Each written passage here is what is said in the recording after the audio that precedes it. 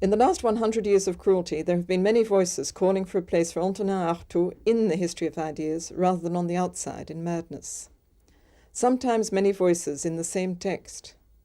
One such text is Le Sujet en procès, the subject in process or on trial, written by Julia Kristeva in 1972 and published in Polylogue in 1977. The essay is probably one of the most significant documents of Artaud scholarship, as well as a significant statement of Kristeva's own philosophical interests at the formative stages of her career as a theorist of modern textual practices. Yet it remains largely unknown in English, though fragments of it have appeared throughout her more famous Revolution in Poetic Language, which was published in 1984. To mark the centenary of Artaud's birth, and in association with the 100 Years of Cruelty events in Sydney, Australia, Professor Julia Kristeva joins me now to discuss this work, and her work in general, and to consider the place of Artaud in contemporary thought.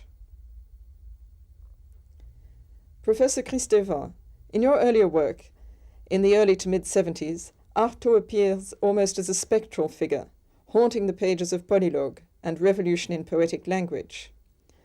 He comes into focus in the essay Le Sujet en procès in 1972.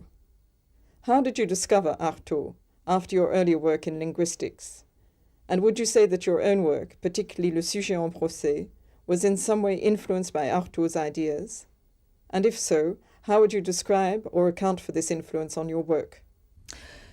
Oui, je crois que dans mon parcours, Artaud n'a pas grand-chose à voir avec la linguistique. Il a à voir avec la place de la folie dans le monde contemporain.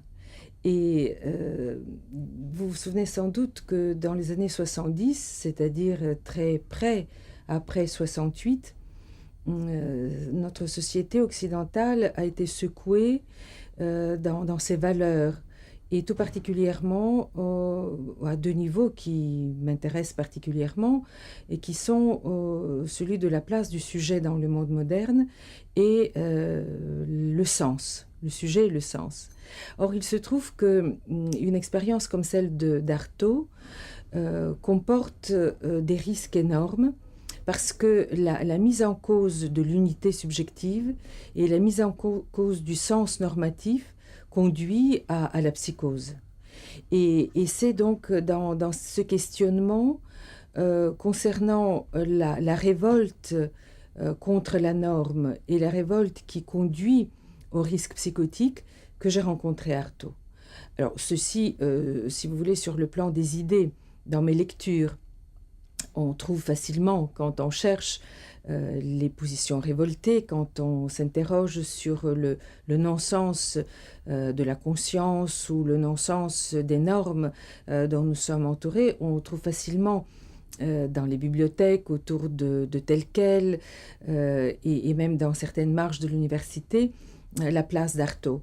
Mais à cette époque-là, c'était surtout à partir d'une personne qui s'est beaucoup occupée d'Artaud et à laquelle on doit la publication de ses lettres et de ses manuscrits, qui est Madame Paul Thévenin, que j'ai découvert des textes à ce moment-là peu connus d'Artaud.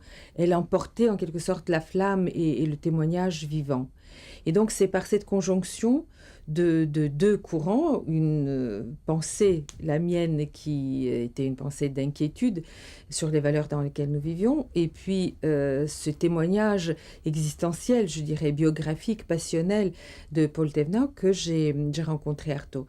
Et il faut dire que c'était aussi l'époque où nous avons créé à Paris et autour de la revue Telle Quelle, les groupes théoriques tels quels. Dans ces groupes théoriques, nous nous réunissions dans une salle au 44 rue de Rennes, à boulevard Saint-Germain, et il y a eu différents exposés sur les expériences limites, expériences esthétiques limites, celle de Mallarmé, celle d'Artaud en particulier. Donc le groupe Tel Quel est devenu le lieu, quelque sorte d'interrogation très intense de cette expérience d'Artaud.